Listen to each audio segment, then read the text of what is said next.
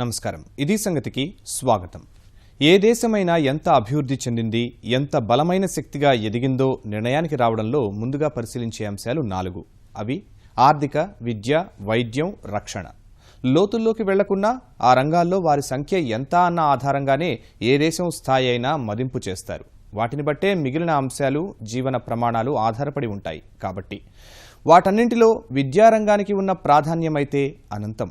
ఎందుకంటే ఇదొక్కటి ఉంటే మిగిలినవన్నీ వాటంతటవే వచ్చి చేరతాయి. మరీ ముఖ్యంగా ప్రాథమిక విద్య. ఆ పునాది ఎంత గట్టిగా ఉంటే ఆ నిలబడిన జాతి అంత వికసిస్తుంది, ఖ్యాతినార్జిస్తుంది. మరి ఈ అంశంలో 70 ఏళ్ల స్వతంత్ర భారత స్థానం ఎక్కడా? రాశి వాసి పరంగా 7 దశాబ్దాల్లో ఎంత సాధించాం? ఆ సింహావలోకనం ఒకసారి చూద్దాం.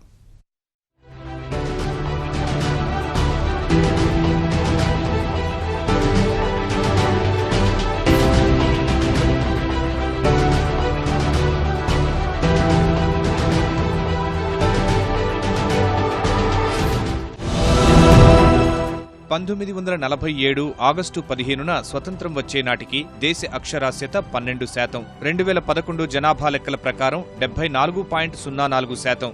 ఇదే సమయంలో తొలినాళ్లలో అంతంత మాత్రంగా ఉన్న ప్రాథమిక పాఠశాల విద్యా ప్రవేశాల్లో దాదాపు 100% సాధించామని ప్రభుత్వాలు ప్రకటిస్తున్నాయి. స్వతంత్ర భారత నిర్మాతలు చేసిన సూచనల్ని పాటిస్తూ సామాజిక పరిస్థితుల్ని అర్థం చేసుకుంటూ ఈ 7 దశాబ్దాల ప్రయాణంలో ప్రాథమిక విద్యారంగంలో సాధించిన ఈ విజయం సామాన్యమైనది కాదు. ఎప్పటికప్పుడు విధానాలు సంస్కరించుకుంటూ మార్పులను ఆకళింపు చేసుకుంటూ ఈ అక్షర సేద్యాన్ని ముందుకు నడిపిస్తూ వస్తున్నారు.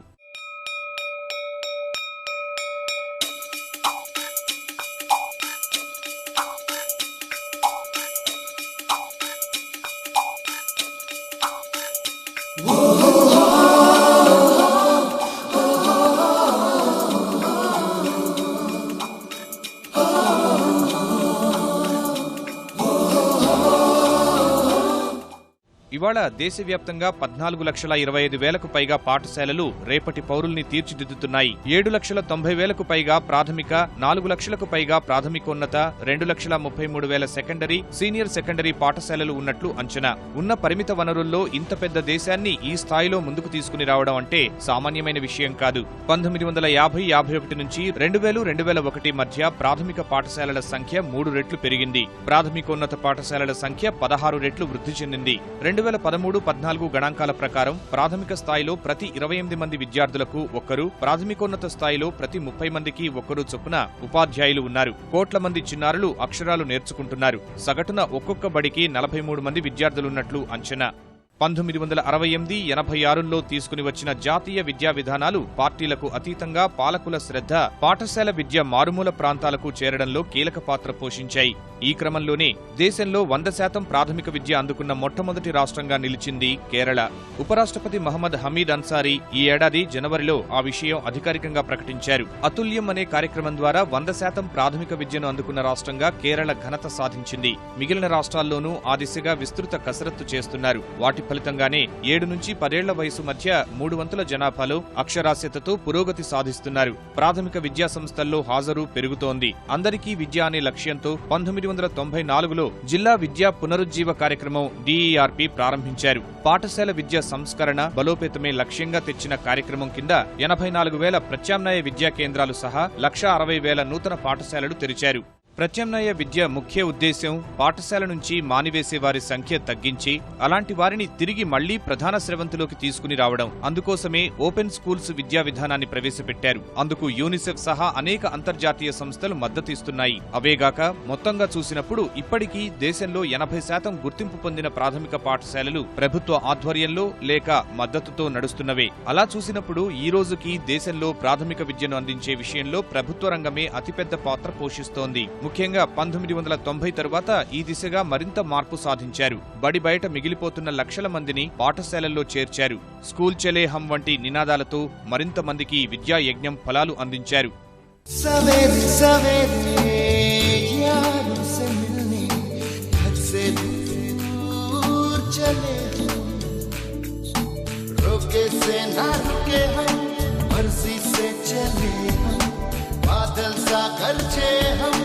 सावन सा बरसे हम, सूरज सा चमके हम, स्कूल चले हम, स्कूल चले हम।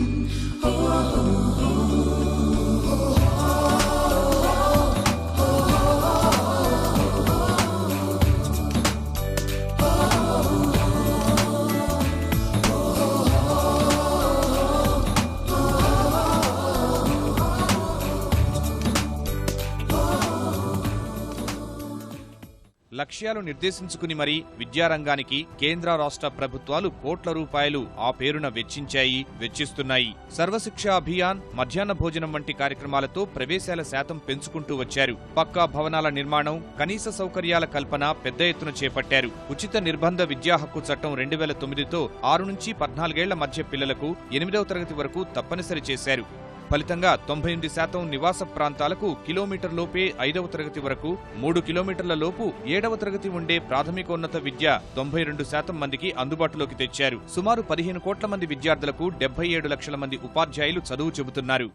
ఇదంతా నాణ్యానికి ఒకవైపు మాత్రమే. 15 ఏళ్లు దాటిన వారిలో ప్రపంచ సగటు అక్షరాస్యత 86.3%కి 10 పాయింట్ల వరకు వెనుకబడి ఉండడం నుంచి మొదలు పెడితే స్వతంత్ర భారత విద్యారంగాన్ని పట్టిపీడిస్తున్న సమస్యలెన్నో. అందరికీ విద్యా ప్రవేశాల పరంగా గణనీయమైన పురోగతి సాధించిన డ్రాపౌట్లు, నాసిరకం విద్యా ప్రమాణాలు కేంద్ర రాష్ట్రాలకు సవాళ్లు విసురుతున్నాయి. మరోవైపు విద్యార్థుల ఫీజులపైనే ఆధారపడి లాభాల వేట సాగించే ప్రైవేటు రంగం వాటా శరవేగంగా పెరుగుతూ ఆందోళనకర సంకేతాలు పంపుతోంది. పాఠశాలల్లో చేరిన రేపటి పౌరుల్ని పట్టభద్ర విద్య వరకు తీసుకువెళ్లడంలో వ్యవస్థలు విఫలమవుతూనే ఉన్నాయి. జాతీయ స్థాయిలో చూస్తే 29% విద్యార్థులు 5వ తరగతిలోపే బడి మానేస్తున్నారు. 7వ తరగతి వచ్చేసరికి అది 43%కి చేరుతోంది. అవే పరిణామాలు డ్రాపౌట్ రేటులో 5 అగ్రస్థానాల్లో ఉన్న దేశాల్లో భారత్ను చేర్చుతున్నాయి. ప్రభుత్వాలు 100% ప్రాథమిక విద్యా ప్రవేశాలు సాధించామని చెప్పుకుంటున్నా నిజానికి 6 నుంచి 14 ఏళ్ల మధ్య పాఠశాలలకు హాజరవుతున్న వారు 70% నుంచి 80% అన్న కొందరు పరిశోధకుల లెక్కలు ఆలోచనలో పడేసేవే.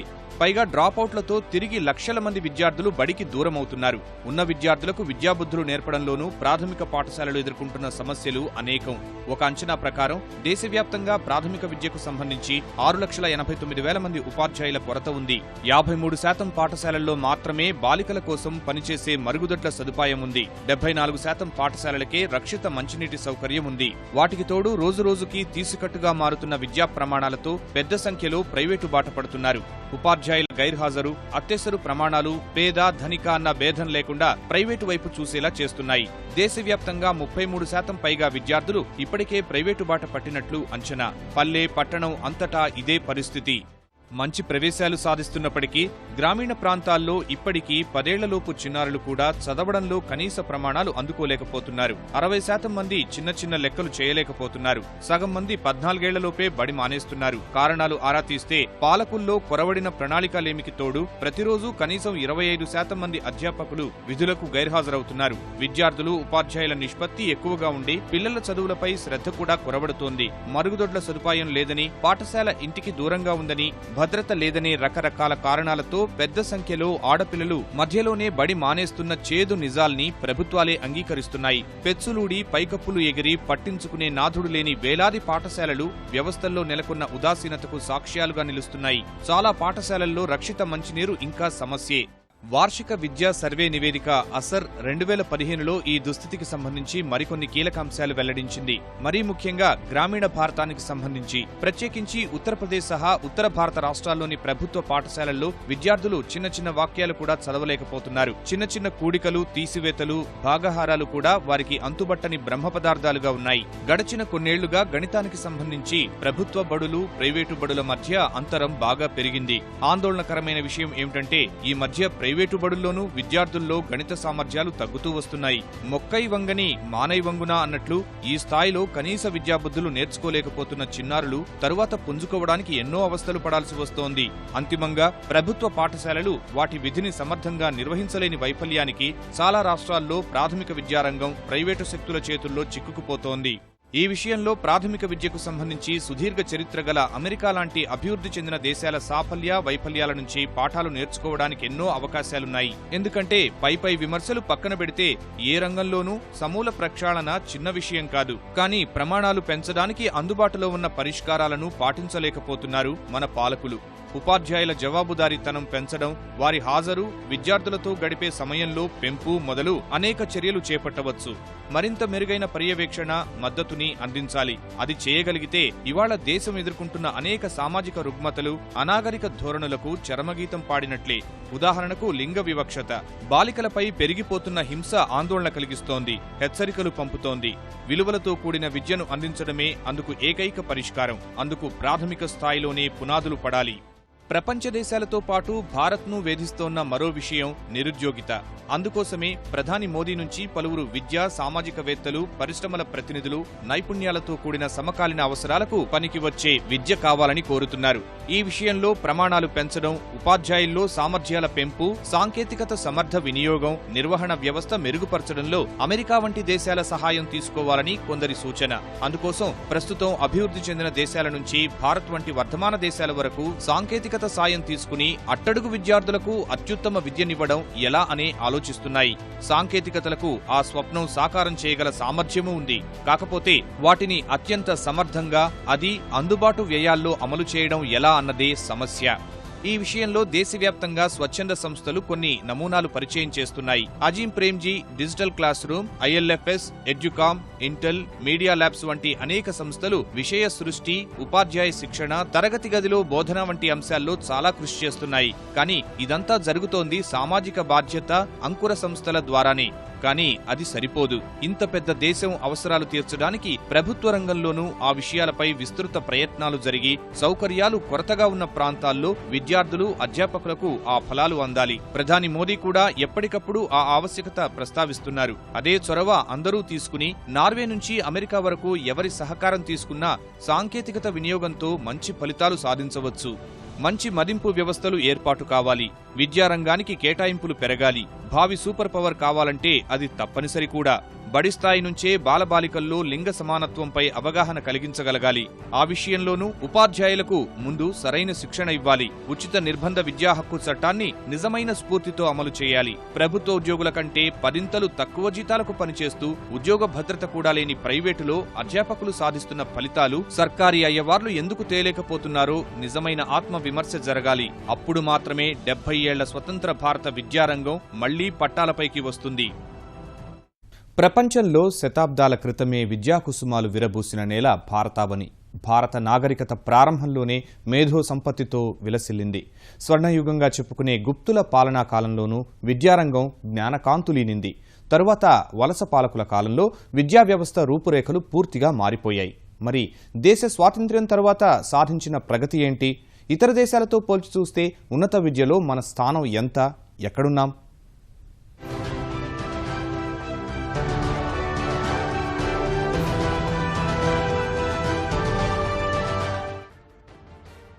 ఉన్నత విద్యాలయాల్లోనే దేశ నిర్మాణం జరుగుతుంది. అక్కడి విద్యార్థులు చేసే పరిశోధనలు భవిష్యత్తుకు బాటలు పరుస్తాయి. సమస్యలు పారదోలి సరికొత్త ప్రగతి సౌధాన్ని ఆవిష్కరిస్తాయి. ఇప్పుడు కళ్ల ముందు కదులుతున్న అభివృద్ధి ప్రపంచం ఒకప్పుడు విద్యాలయాల్లో ప్రయోగ దశ నుంచి పుట్టుకొచ్చిందే. భవిష్యత్తును నిర్దేశించే ఈ ఉన్నత విద్య విషయంలో స్వాతంత్ర్యం వచ్చిన తొలినాళ్లలో భారతావని ఏ స్థానంలో ఉంది అంటే, రాజకీయంగా స్వాతంత్ర్యమైతే వచ్చింది, కానీ విద్య విషయంలో అట్టడుగునే ఉన్నాం. పాఠశాల విద్యే మహాభాగ్యమనుకునే రోజులవి. అంతటి సంక్లిష్ట పరిస్థితుల్లోనూ నాటి పాలకులు ఉన్నత విద్యతోనే ఆర్థిక ప్రగతి సాధ్యమని విశ్వసించారు. ఉన్నత విద్యా స్వప్నాన్ని ఆవిష్కరించారు. భారత్లో ఉన్నత విద్యకు 1950లో అంకురార్పణ జరిగింది. 1953లో యూనివర్సిటీ గ్రాంట్ కమిషన్ ఏర్పాటుతో ఉన్నత విద్య దిశగా అడుగులు పడ్డాయి. అలా మొదలైన ప్రస్థానం ఏటికేడు విస్తరించింది. ఉన్నత విద్య అందని ద్రాక్షగా మారిన పరిస్థితుల నుంచి విద్యా సంస్థల పరంగా ప్రపంచంలోనే 3వ స్థానానికి చేరింది. మనకంటే చైనా, అమెరికా మాత్రమే ముందున్నాయి. స్వాతంత్ర్యం వచ్చిన రోజుల్లో భారత్లో 20 విశ్వవిద్యాలయాలు, 500 కళాశాలలతో 10 లక్షల మంది విద్యార్థులే ఉన్నత విద్యను అభ్యసించేవారు. 2006 మార్చి 31 నాటికే విశ్వవిద్యాలయాల సంఖ్య 18 రెట్లు పెరిగింది. కళాశాలలు 35 రెట్లు పెరిగాయి. అందరికీ ఉన్నత విద్య అనే సదాశయంతో అమలు చేసిన ప్రణాళికలు సత్ఫలితాలిచ్చాయి. విశ్వవిద్యాలయాల్లో ప్రవేశాల సంఖ్య 10 పెంచాయి. స్వేచ్ఛాయుత ప్రవేశాల విధానంతో సామాజికంగా, ఆర్థికంగా వెనకబడిన వర్గాల వారు 40% విద్యార్థులు ఉన్నత విద్య వైపు మళ్లారు. ఆడవారు వంటింటికే పరిమితం అనే మాట నుంచి పాఠశాల విద్య నుంచి ఉన్నత విద్యాలయాల్లో చేరే వరకు వెళ్లారు. విశ్వవిద్యాలయాల్లో చేరే మహిళల సంఖ్య 35% పెరిగింది. యూనివర్సిటీ గ్రాంట్స్ కమిషన్ని స్థాపించుకోవటము, అదేవిధంగా all India council for technical education, medical council of India, NCTA national council for teacher education, ఇలాంటి బార్ కౌన్సిల్, ఇట్లాంటి రకరకాల సంస్థలన్నింటినీ కూడా భారతదేశంలో ఉన్న ఉన్నత విద్యను, అదేవిధంగా ప్రొఫెషనల్ కోర్సెస్లో ఉన్న నాణ్యతను పరిశీలిస్తూ వాటికి కావాల్సిన కొత్త కొత్త కళాశాలను స్థాపించడానికి అనువైన వాతావరణాన్ని కల్పిస్తూ ఉన్నత విద్యారంగంలో ముఖ్యంగా గ్రాస్ ఎన్రోల్మెంట్ రేషియో అంటాము. ఒకప్పుడు మనము ఒక సింగిల్ డిజిట్లో ఉండేవాళ్ళము. ఈ మధ్యకాలంలో ఉన్నత విద్యారంగంలో వచ్చిన సంస్కరణల వల్ల మనం 19% వరకు రావటం జరిగింది. భారతీయ విద్యా ప్రస్థానాన్ని సమున్నత స్థాయికి తీసుకువెళ్లాయి ఐఐటీలు. ఈ సాంకేతిక విద్యాలయాలు ఏర్పాటుకు ప్రత్యేక చొరవ చూపిన తొలి ప్రధాని నెహ్రూ నవభారతంపై ఎన్నో కలలు కన్నారు. ఆధునిక ప్రపంచం విసిరే సవాళ్లకు అనుగుణంగా భారత్ను తీర్చిదిద్దాలంటే విద్య తప్ప మరో దగ్గరిదారి లేదని విశ్వసించారు. చీకట్లో నుంచి దేశాన్ని చదువే వెలుగులోకి నడిపిస్తుందని బలంగా నమ్మి ఐఐటి, ఐఐఎంలు స్థాపించారు. ఆయన ఏర్పాటు చేసిన ఐఐటీలు, ఐఐఎంలు ఇప్పటికీ భారత్ తరపున ఉన్నత ప్రమాణాలకు దీటుగా నిలుస్తుండటం జవహర్ దార్శనికతకు అద్దం పట్టే పరిణామం. అఖిల భారత వైద్య విద్యా సంస్థ సహా జాతీయ సాంకేతిక విద్యా సంస్థ ఎన్ఐటి వంటివి ఎంతో దూరదృష్టితో నెహ్రూ నాటిన విద్యా వృక్షాలే. దేశాభివృద్ధికి అవసరమైన నిధులు, కేటాయింపులు, అనుసరించాల్సిన వ్యూహాలు నిర్దేశించేందుకు ప్రణాళికా సంఘాన్ని ఏర్పాటు చేసి పంచవర్ష ప్రణాళికల సంస్కృతికి తెరలేపడం ద్వారా జవహర్లాల్ నెహ్రూ భారత్ను ప్రగతి పట్టాలపైకి ఎక్కించారు. ఆధునిక సమాజాన్ని సాంకేతికతతో అనుసంధానించే లక్ష్యంతో దేశ అవసరాలకు తగ్గట్లు 1950లో ఖరగ్పూర్ ఐఐటికి అంకురార్పణ చేశారు నెహ్రూ. ఎక్కడైతే బ్రిటిష్ వారు రాజకీయ ఖైదీల్ని నిర్బంధించారో అదే క్యాంప్లో సాంకేతిక విశ్వవిద్యాలయానికి పునాది వేశారు. ఆ సంస్థే 1951లో ఇండియన్ ఇన్స్టిట్యూట్ ఆఫ్ టెక్నాలజీగా రూపాంతరం చెందిన భారత్లో సాంకేతిక విప్లవానికి బాటలు పరిచింది. దశాబ్దం తిరిగేలోపు 1958లో ఐఐటి బాంబే, 1959లో ఐఐటి మద్రాస్, 1959లో ఐఐటి కాన్పూర్, 1961లో ఢిల్లీలో ఏర్పాటుతో దేశవ్యాప్తంగా సాంకేతిక విద్యా కుసుమాలు వెదజల్లాయి. కొన్ని దశాబ్దాల తర్వాత 1994లో ఐఐటి గువాహటి ఏర్పాటైంది. అక్కడి నుంచి వెనుతిరిగి చూడలేదు. భువనేశ్వర్, గాంధీనగర్, హైదరాబాద్, పట్నా, రాజస్థాన్, ఇండోర్, రూపర్, మండి, తిరుపతి ఇలా అనేక ఐఐటీలు ఏర్పాటు చేశారు. ప్రస్తుతం 19 ఐఐటీలు సేవలందిస్తుంటే మరో 4 ప్రారంభానికి సిద్ధమయ్యాయి. తొలినాళ్లలో అనేక విషయాలకు విదేశాల నుంచి సహకారం పొందేవి. IIT Bombay Soviet Union, IIT మద్రాస్కు జర్మనీ, ఐఐటి కాన్పూర్కు అమెరికా, ఢిల్లీకి యూకే నుంచి వివిధ విషయాల్లో తోడ్పాటు అందేది. అలా పడిన పునాదితో ఐఐటీలు ఏటికేడు అత్యుత్తమ ప్రమాణాలు అందిపుచ్చుకుంటూ అంతర్జాతీయ స్థాయి విద్యావేదికలుగా ఎదిగాయి. ఐఐటీల్లో చదువుకున్న ఎందరో అత్యుత్తమ స్థాయికి ఎదిగారు. అంతర్జాతీయ స్థాయి సంస్థకు అధిపతులుగా ఉన్నారు. ఇందులో అంతర్జాలానికి పర్యాయపదంగా మారిన సాంకేతిక దిగ్గజం గూగుల్ సీఈఓగా పనిచేస్తున్న భారతీయుడు సుందర్ పిచై ఖరగ్పూర్ ఐఐటి విద్యార్థి. భారత్ సహా ప్రపంచంలో అత్యున్నత సంస్థగా గుర్తింపు పొందిన ఇన్ఫోసిస్ సహ వ్యవస్థాపకుడు నారాయణమూర్తి యూనివర్సిటీ ఆఫ్ మైసూర్ నుంచి ఎలక్ట్రికల్ ఇంజనీరింగ్ చేశారు. తర్వాత అదే ఐఐటిలో ఎంటెక్ పూర్తి చేశారు. ఆన్లైన్ కొనుగోలు విప్లవంలో సంచలనం సృష్టిస్తున్న ఫ్లిప్కార్ట్ను స్థాపించిన ఇద్దరు ఐఐటి ఢిల్లీలో చదువుకున్న వారే. సచిన్ బన్సల్, బిన్నీ బన్సల్ ఐఐటి తర్వాత ఫ్లిప్కార్ట్ ఏర్పాటు చేశారు. సాంకేతిక విద్యలోనే కాదు, వైజ్ఞానిక ప్రపంచంలోనూ 7 దశాబ్దాల్లో భారత్ అత్యుత్తమంగా పురోగమించింది. 1909లో ఇండియన్ ఇన్స్టిట్యూట్ ఆఫ్ సైన్స్ ఏర్పాటుతో ఉన్నత విద్యలో నూతన శకం ప్రారంభమైంది. జంషెడ్జీ టాటా, మహారాజా ఆఫ్ మైసూర్, భారత ప్రభుత్వం సంయుక్తంగా ఐఐఎస్సికి పునాది పడింది. 1911లో 2 విభాగాలు, 21 మంది విద్యార్థులతో ప్రారంభమైన ఈ ఇన్స్టిట్యూట్ ఇప్పుడు 39 విభాగాలు, 3500 మంది విద్యార్థులు, వందలాది బోధనేతర సిబ్బందితో విద్యా కుసుమాలు వెదజల్లుతోంది. దాదాపుగా 100 ఏళ్లకు పైబడిన ఈ విద్యాలయం శాస్త్ర సాంకేతిక రంగాల్లో భారత్ అగ్రగామిగా ఉండటమే కాదు, ప్రపంచంలో అత్యుత్తమ స్థానంలో ఉంది. ఐఐఎస్సిలో చదువుకున్న ఎంతో మంది భారత్ గర్వించే స్థాయికి ఎదిగారు. స్వదేశంలో ఉండి దేశ ప్రగతికి బాటలు వేస్తున్న వారు ఎందరో. ఈ ఇన్స్టిట్యూట్ డైరెక్టర్లుగా పనిచేసిన సివి రామన్, సిఎన్ఆర్ రావు సేవలకు దేశ అత్యున్నత పురస్కారం భారతరత్న వరించింది. ఇక్కడ పనిచేసే అధ్యాపకులకు అత్యుత్తమ పురస్కారాలు లభించాయి. అంతకుమించి వైజ్ఞానిక భారతాన్ని ఆవిష్కరించడంలో కీలక భూమిక పోషిస్తోంది. నవభారత నిర్మాణంలో చెరగని ముద్ర వేసిన జవహర్లాల్ నెహ్రూ వేసిన మరో పునాది Indian Institute of management IIM. నైపుణ్యం కలిగిన మానవ వనరులకు తర్ఫీదునిచ్చే సమోన్నత లక్ష్యంతో ఐఐఎంలకు అంకురార్పణ జరిగింది. కల్కత్తా, అహ్మదాబాద్తో మొదలైన ఐఐఎంల ప్రస్థానంలో ఇండోర్, రాయ్పూర్, రాంచీ, విశాఖపట్నం ఇలా మొత్తం 20 చోట్ల ఆ కేంద్రాలు వెలిశాయి. భావి భారత పారిశ్రామికవేత్తలను అందిస్తున్నాయి. ఇవే కాక అనేక డీమ్డ్ వర్సిటీలు సైతం దేశంలో అత్యుత్తమ ప్రమాణాలతో ఉన్నత విద్యను అందిస్తున్నాయి. ఇందులో ప్రముఖమైంది బిట్స్ పిలాని. పిలాని హైదరాబాద్, దుబాయ్లో సాంకేతిక విద్యలో అగ్రగామి సంస్థల్లో ఒకటిగా విరాజిల్లుతోంది. బిట్స్ పిలానికి చెందిన ఫణీంద్ర సామా సహా విద్యార్థులు చరణ్ పద్మరాజు, సుధాకర్ పసుపునూరితో కలిసి ఆన్లైన్ టికెట్ల విక్రయ పోర్టల్ రెడ్ బస్ స్థాపించారు. తర్వాత అదే రెడ్ బస్ ను 600 నుంచి 700 కోట్లకు విక్రయించారు. అప్పటి వరకు అంతర్జాల విక్రయాల్లో అదే అత్యధికం. పాఠశాల విద్యే గొప్ప అనుకునే రోజుల నుంచి ఉన్నత విద్యలోనూ ప్రత్యేక స్థానం దిశగా భారత్ ప్రయాణం సాగిస్తోంది. ఐఐటీలు, ఐఐఎంలు ప్రభుత్వ, ప్రైవేటు రంగంలోకి అభివృద్ధిలో ప్రధాన చోదకంగా మారాయి. దశాబ్దాల క్రితం స్థాపించిన లక్ష్యం దిశగా సాగుతున్నాయి. 2014కే దేశంలో 712 గుర్తింపు పొందిన విశ్వవిద్యాలయాలు ఉన్నాయి. ఇందులో 42 కేంద్ర విశ్వవిద్యాలయాలు, రాష్ట్రాల ఆధ్వర్యంలో 310, 127 డీమ్డ్, 14 ఓపెన్ వర్సిటీలు అందుబాటులో ఉన్నాయి. 31 ఎన్ఐటీలు ఏర్పాటు చేశారు. మహిళల కోసమే ఉన్న 1800 కళాశాలలతో కలిపితే 16,885 కళాశాలలు ఈ విశ్వవిద్యాలయాల ఆధ్వర్యంలో పనిచేస్తున్నాయి. ఇదంతా నాణానికి ఓవైపు. ప్రపంచ స్థాయి ప్రమాణాలు అందుకోవడంలో మాత్రం మన ఉన్నత విద్య విఫలమవుతోంది. అంతర్జాతీయంగా ఏ సర్వే చేసినా మన జాతీయ విద్యా సంస్థలకు అందులో స్థానం లభించటం లేదు. క్యూ సంస్థ సర్వేలో తొలి 400 స్థానాల్లో మన దేశంలో 5 విశ్వవిద్యాలయాలకే చోటు దక్కింది. IIT Bombay 222, IIT Delhi 235, IIT Kanpur, IIT Madras, IIT Kharagpur 300 నుంచి 400 మధ్య ర్యాంకులు కైవసం చేసుకున్నాయి.